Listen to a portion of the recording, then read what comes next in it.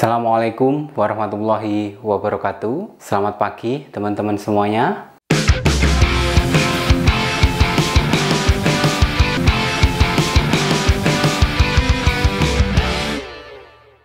Hari ini saya akan melanjutkan materi deskripsi data secara numerik, tapi yang kita bahas yaitu terkait tentang deskripsi numerik yang menjelaskan tentang simpangan baku dari data yang kita miliki. Nilai simpangan baku di sini diukur dengan menggunakan nilai standar deviasi. Secara bahasa, standar deviasi adalah standar penyimpangan atau nilai standar penyimpangan baku dari sebuah variabel terhadap nilai rata-rata dari variabel tersebut. Mungkin teman-teman masih bingung apa sih maksudnya ini. Nah, langsung saja teman-teman bisa lihat di tabel di berikut ini.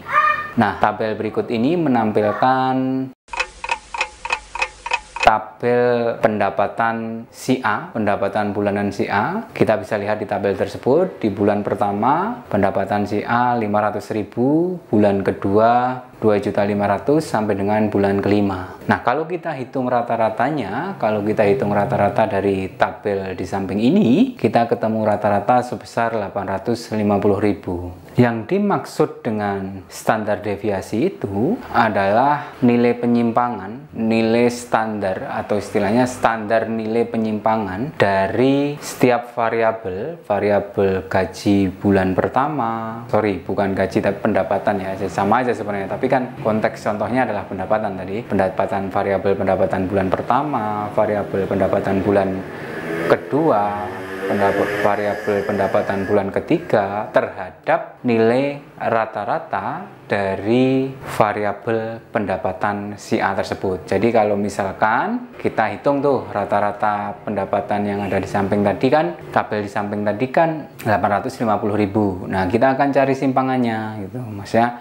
simpangan yang pertama misalkan di pendapatan bulan pertama misalkan 500.000 gitu. Nilai simpangannya berarti ada perbedaan tuh, rata-ratanya 850.000. Nah, ini pendapatan bulan pertama itu 500.000. Berarti ada range, ada perbedaan, ada margin perbedaan senilai 350.000. Nah, itu 350.000 itu nilai simpangan dari variabel bulan pertama terhadap nilai rata-rata variabel pendapatan si A. Kemudian standar deviasi itu apa, Pak? Nah, kalau standar deviasi itu, standar simpangan baku itu berarti nanti secara keseluruhan. Maksudnya apa? Maksudnya secara keseluruhan dari pendapatan bulan pertama sampai dengan pendapatan bulan kelima itu dinilai simpangannya secara standar itu berapa? Nilai simpangannya terhadap nilai rata-rata dari pendapatan si A itu, teman-teman, begitu. Nah,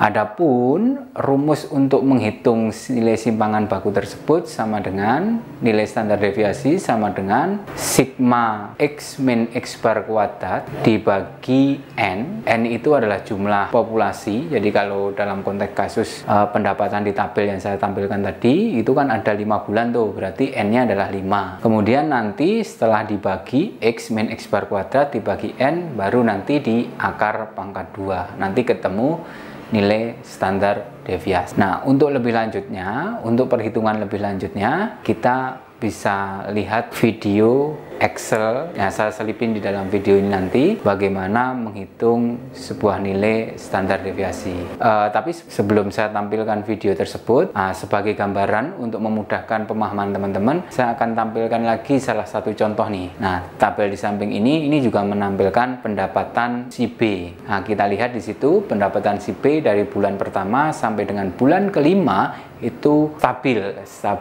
di angka 750.000. Nah, kalau kita hitung rata-ratanya itu 750.000. Berdasarkan data ini kita coba lihat kira-kira nilai simpangannya berapa dari setiap, misalkan dari setiap variabel di bulan pertama sampai dengan bulan kelima gitu. misalkan bulan pertama nilainya 750.000, nilai rata-ratanya 750.000, berarti margin range-nya adalah 0. Pun demikian sampai dengan bulan kelima. Jadi kita bisa simpulkan bahwa tabel yang berikut ini, tabel yang di samping ini, itu nilai simpangan baku, nilai standar simpangan bakunya adalah 0, berbeda dengan tabel yang tadi, yang pendapatan si A tadi. Oke, teman-teman, langsung di video Excel berikut ini. Ya, teman-teman semuanya, teman-teman bisa lihat di lembar Excel ini ya, di halaman Excel saya ini. Jadi di dalam halaman Excel ini kita akan menghitung nilai standar deviasi dari pendapatan, baik pendapatan orang A maupun pendapatan si B. Nanti kita hitung satu-satu. Jadi nanti kita hitung untuk standar deviasi dari pendapatan A, kemudian nanti yang kedua kita hitung nilai standar deviasi untuk pendapatan B. Jadi seperti yang teman-teman lihat di sini, bahwa pendapatan A di bulan pertama dia 500.000, bulan kedua 2.500.000, bulan ketiga 0, bulan keempat 250.000, bulan kelima 1 juta rupiah. Sedangkan B itu konstan, tetap 750.000 dari bulan pertama sampai dengan bulan kelima. Untuk menghitung, jadi standar deviasi itu bukan kemudian maksudnya bukan kemudian standar deviasi untuk A dan B ya enggak, tapi standar deviasi itu adalah nilai masing-masing. Nanti nilai masing-masing maksudnya standar deviasi untuk pendapatan A dan standar deviasi untuk pendapatan B, baru nanti kita bandingkan lebih besar yang mana kan gitu. Ada beberapa langkah untuk menghitung nilai standar deviasi ini, teman-teman.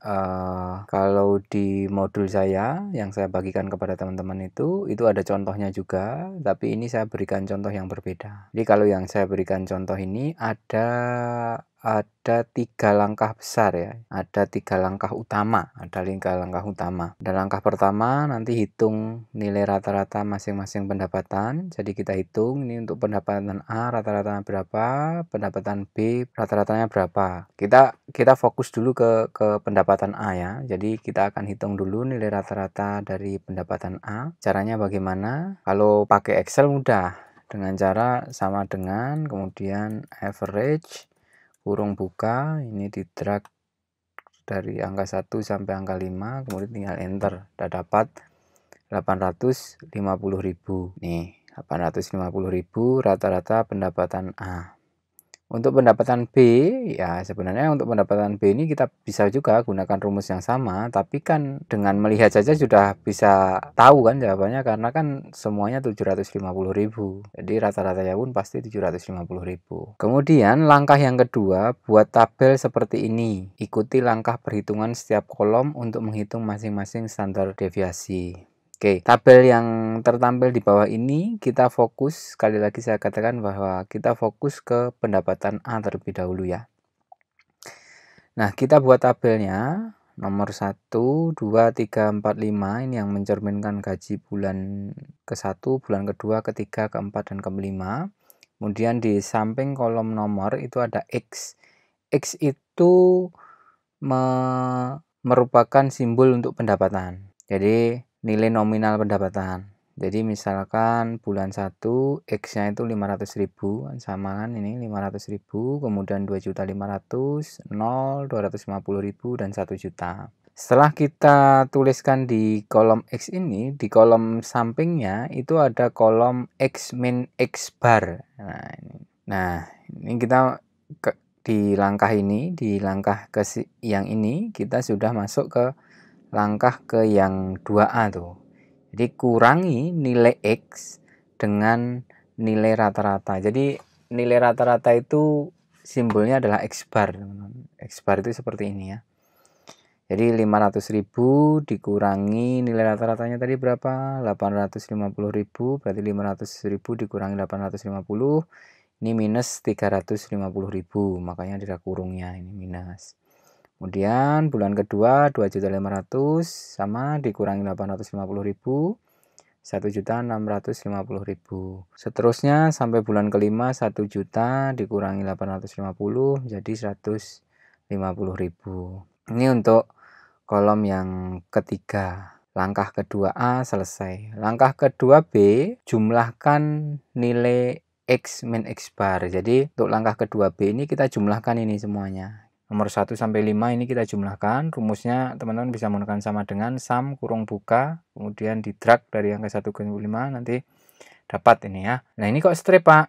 Ini karena format numbernya adalah currency, jadi strip ini maknanya adalah 0. Jadi ini adalah simpangan simpangan bagus, sorry. Ini jumlah X min X barnya sama dengan 0. Nah karena jumlah X min X barnya 0, maka kita harus kuadratkan. Ya sebenarnya memang ini pasti 0, pasti 0. Ini kalau misalkan teman-teman hitung standar deviasi, X min X bar itu pasti 0, pasti 0. Kalau enggak 0 salah makanya kemudian kita kuadratkan. Nah ini minus 350.000 kita kuadratkan 122 miliar 500 juta sekian sampai dengan yang poin kelima ini ya 22.500.000. Nah kita masuk ke langkah 2D, jumlahkan nilai X min X bar kuadrat. Jadi ini kita jumlahkan ya, kita jumlahkan dapat ini. Nah kemudian setelah itu kita masuk ke langkah ketiga, hitung standar deviasi dengan menggunakan rumus ini maksudnya. Jadi ini kok dapat 790 miliar Pak. Ya ini X min X bar ini angka ini dibagi N nya berapa? 5. Berarti ini dibagi 5 sama dengan ini 790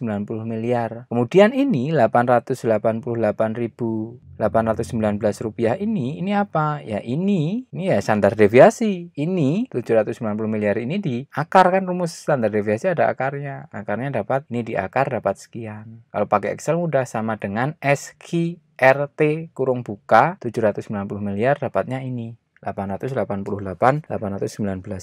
Jadi nilai standar deviasinya, nilai standar deviasi pendapatan A itu 888.819.